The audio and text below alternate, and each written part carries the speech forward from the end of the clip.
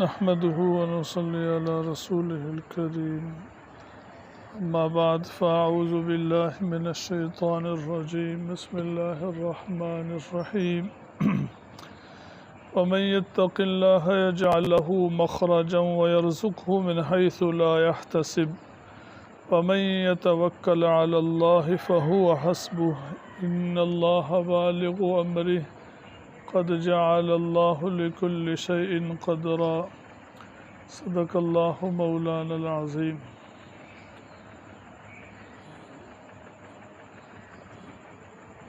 اللہ تبارک و تعالیٰ کا ارشاد ہے ان آیات کے اندر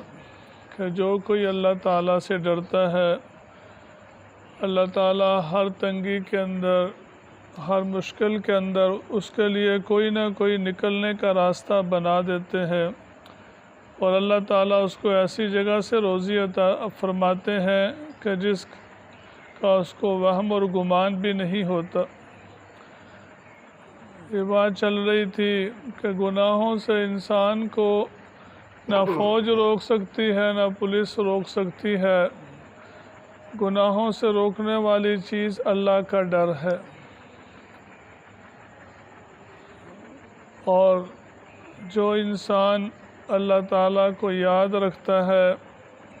کہ اللہ تعالیٰ مجھے دیکھ رہے ہیں، میری باتوں کو سن رہے ہیں، اللہ تعالیٰ ہر جگہ میرے ساتھ ہیں، پھر اس کے لیے گناہوں سے بچنا آسان ہو جاتا ہے اور نیکیاں کرنے میں اس کو خوشی اور لذت اور مزہ آتا ہے، جس کو یہ کیفیت حاصل ہو جاتی ہے کہ استحضار جس کو کہتے ہیں، احسان کہتے ہیں کہ اللہ تعالیٰ مجھے دیکھ رہے ہیں، کوئی دیکھے نہ دیکھے اللہ تعالیٰ تو دیکھ رہے ہیں۔ چنانچہ اس سلسلے میں ایک دو واقعات میرے ذہن میں آئے تھے، میں نے کہا آپ کو سنا دوں۔ ایک واقعہ حدیث میں آتا ہے، صحیح حدیث کے اندر آتا ہے کہ 3 آدمی سفر کر رہے تھے، طوفان آ گیا، بارش آ گئی، وہ ایک پہاڑ کے غار میں چلے گئے بارش سے طوفان سے بچنے کے لیے۔ اتفاق سے ہوا کی وجہ سے ایک بڑا پتھر پہاڑ کے اوپر سے گرا اور غار کے منہ کے اوپر آ گیا اور غار کے منہ کو بند کر دیا۔ پتھر بہت بھاری تھا، تینوں نے مل کے بہت زور لگایا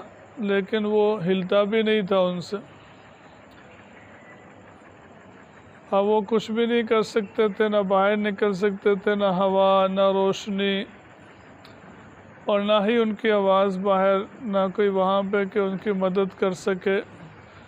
تو تینوں نے مشورہ کیا کہ اب ہم کیا کریں، کیسے یہاں سے نکل سکتے ہیں۔ تو مشورہ یہ ہوا کہ ہر کوئی اپنا نیک عمل یاد کرے اور اس کے واسطے سے اللہ تعالیٰ سے دعا مانگے۔ ہر ایک آدمی اپنے نیک عمل کو یاد کرے اور اس کے واسطے سے اللہ تعالیٰ سے دعا مانگے، امید ہے اللہ تعالیٰ ہمیں اس سے نجات عطا فرمائیں گے۔ تو ایک آدمی نے ان میں سے دعا مانگی اور کہا کہ یا اللہ، آپ کو معلوم ہے کہ میرے بوڑھے ماں باپ تھے، میں بکریاں چراتا تھا، جب واپس آتا تھا تو سب سے پہلے میں اپنے ماں باپ کو دودھ پلاتا تھا، بعد میں اپنے بچوں کو اور خود پیتا تھا، یہ تیری رضا کے لیے یہ میرا عمل تھا۔ ایک دفعہ ایسے ہوا کہ میں بہت دور نکل گیا گھاس کی تلاش میں بکریوں کو چرانے کے لیے، واپس آیا تو بہت دیر ہو چکی تھی، دودھ نکالا اپنے ماں باپ کو پلانے کے لیے گیا تو وہ سو چکے تھے، تو میں نے ان کو جگانا مناسب نہیں سمجھا، ان کے اٹھنے کا انتظار کرنے لگا۔ ادھر ہی ان کے سرانے کھڑا ہو گیا کہ جب اٹھیں گے خود بخود تو ان کو دودھ پلاؤں گا، اور اس سے پہلے میں نہ خود پیوں گا نہ اپنے بچوں کو پلاؤں گا۔ تو وہ اپنی نیند پوری کر کے جب اٹھے، اس نے اپنے بچوں کو دودھ پلایا، پھر خود پیا اور کہا کہ یا اللہ، یہ میں نے جو کچھ بھی کیا آپ کے حکم کی وجہ سے آپ کی رضا کو حاصل کرنے کے لیے کہ آپ نے ماں باپ کا ادب احترام ان کے ساتھ احسان کا حکم دیا۔ قرآن پاک میں ہے وَوَصَّيْنَا الْإِنسَانَ بِوَالِدَيْهِ حُسْنًا کہ ہم نے انسان کو حکم دیا ہے کہ اپنے ماں باپ کے ساتھ حسن سلوک کرے۔ تو اللہ کا حکم پورا کرنے کے لیے میں نے یہ کیا، یا اللہ اگر آپ کو یہ میرا عمل پسند ہے تو یا اللہ ہمیں اس سے نجات عطا فرما۔ تو کہتے ہیں کہ پتھر تھوڑا سا ہٹ گیا، اس میں ہلکی سی روشنی آنے لگی، اندر ہوا آنے لگی۔ پھر دوسرے نے کہا کہ یا اللہ میرا یہ عمل ہے کہ میں نے ایک مزدور کو اپنے گھر میں مزدوری کے لیے کام پر لگایا، شام کو ایک مزدور ان میں سے بغیر مزدوری لیے ہی چلا گیا۔ میں نے کہا کہ چلو کل آ جائے گا تو لے لے گا اپنی مزدوری، اس کے پیسے میں نے علیحدہ کر دیے اور رکھ دیے، وہ آیا نہیں، کچھ دن اور نہیں آیا تو میں نے اس کے پیسوں کی ایک مرغی خرید کے رکھ دی، اور پھر بھی نہیں آیا۔ ایک عرصہ تک اس نے انڈے دیے، بچے دیے، زیادہ ہو گئی مرغیاں، میں نے وہ بیچ دی اور ایک بکری لے لی، اور بکری نے بھی بچے دیے، وہ بڑھتے بڑھتے بکریاں زیادہ ہو گئی۔ اسی طرح اس کو جب زیادہ ہو گئی تو اس کو بیچ کے گائے لے لی، تو بڑھتے بڑھتے وہ بھی زیادہ ہو گئی۔ تو کئی سال کے بعد جب آیا تو کافی سارا مال اس کا جمع ہو چکا تھا، اللہ نے اس میں برکت دی تھی۔ تو وہ آیا کئی سال کے بعد، اس نے کہا کہ میری مزدوری جو میں نے آپ کے ہاں ایک دن دیہڑی لگائی تھی اس کے پیسے دے دیں۔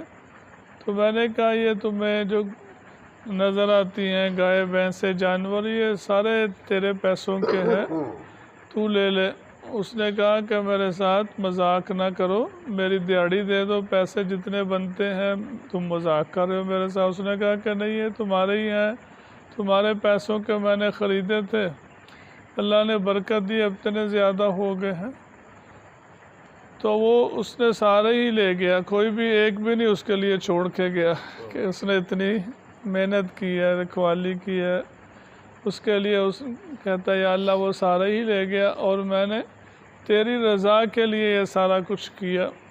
اگر آپ کو یا اللہ یہ میرا عمل پسند ہے تو ہمیں اس سے نجات عطا فرما۔ تو کہتے ہیں کہ پتھر اور زیادہ پیچھے ہٹ گیا، لیکن اتنا نہیں راستہ بنا کہ اس میں سے نکل سکے۔ تو پھر تیسرے آدمی نے اللہ تعالیٰ کے سامنے اپنا یہ عمل پیش کیا کہ یا اللہ میں ایک میری چچا زاد بہن تھی، وہ مجھے بہت محبوب تھی، تو اس کو ایک دفعہ کوئی ضرورت پڑی پیسوں کی، حالات مشکل آ گئے تو اس نے مجھ سے پیسے ادارے مانگے، تو سوال کیا تو میں نے اس کو اس شرط پہ پیسے دینے پہ کہا کہ اس کے ساتھ غلط کام کرے، تو پھر اس نے کہا مجبوری تھی، اس کو ضرورت تھی، اس پہ راضی ہو گئی۔ تو جب کہتے ہیں کہ وہ میرے پاس آئی تو اس نے کہا کہ اللہ سے ڈر، اس طرح کا کام نہ کر گناہ کا۔ تو میں اللہ تعالیٰ سے کانپ گیا اور اللہ تعالیٰ سے یا اللہ آپ سے ڈر گیا اور اس کو چھوڑ دیا، اور پیسے بھی اسے واپس نہیں لیے۔ یا اللہ میرا یہ عمل آپ کی رضا کے لیے تھا، یا اللہ اس کو قبول فرما اور ہمیں اس سے نجات عطا فرما۔ تو پتھر اور زیادہ پیچھے ہٹ گیا اور وہ تینوں وہاں سے باہر نکل آئے، اپنے نیک اعمال کی وجہ سے، اللہ کے ڈر کی وجہ سے۔ جب مشکل وقت آئی تو اللہ نے ان کو نجات عطا فرمائی۔ کہتے ہیں کہ حضرت عمر رضی اللہ تعالیٰ عنہ ایک مرتبہ سفر پہ تھے،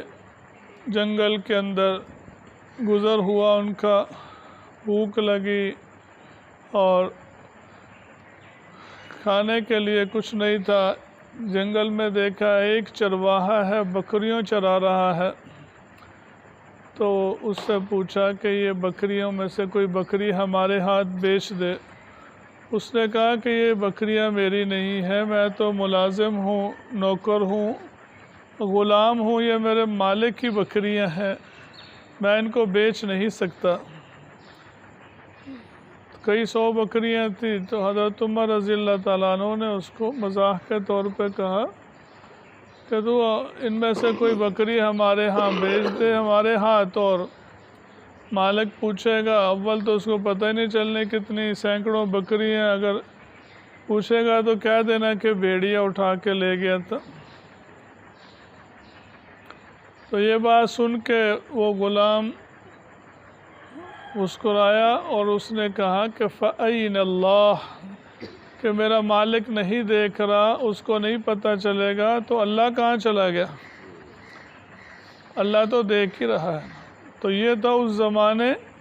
ایک غلام، ایک عام آدمی، اس کی ایمانی کیفیت اور اللہ تعالیٰ کا استحضار کہ اللہ دیکھ رہا ہے۔ جنگل کے اندر کوئی بھی نہیں دیکھ رہا، لیکن مالک بھی نہیں دیکھ رہا، آسانی سے کہہ سکتا ہے کہ بکری بھیڑیا اٹھا کے اکثر لے جاتے ہیں۔ تو اس نے کہا فَأَيْنَ اللَّهُ، کہ اللہ کہاں چلا جائے گا؟ حضرت عمر رضی اللہ تعالیٰ عنہ اس کے اس عمل پہ، اس استحضار پہ بہت خوش ہوئے اور بار بار کہتے تھے دیکھو ایک غلام ہو کے اس کا کتنا یقین ہے اللہ کے،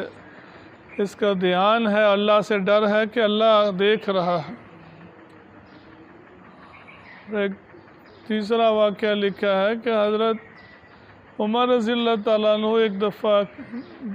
گزر رہے تھے گلی سے، تو ایک عورت کی آواز آئی کہ جو اپنی بیٹی سے کہہ رہی تھی دودھ کے اندر پانی ڈال دو، تو اس کی بیٹی نے کہا کہ حضرت عمر رضی اللہ تعالیٰ عنہ جو ہمارے خلیفہ ہیں انہوں نے اس سے منع کیا کہ دودھ میں پانی ڈال کے نہیں بیچنا۔ تو اس عورت نے کہا کہ ان کو کیا خبر، ان کو کیا پتہ چلے گا کہ ہم نے پانی ڈال کے بیچا ہے؟ تو اس بچی نے کہا کہ ان کو نہیں پتہ، تو ان کے اللہ کو تو پتہ، وہ تو دیکھ رہا ہے۔ تو حضرت عمر رضی اللہ تعالیٰ عنہ بہت خوش ہوئے اور پھر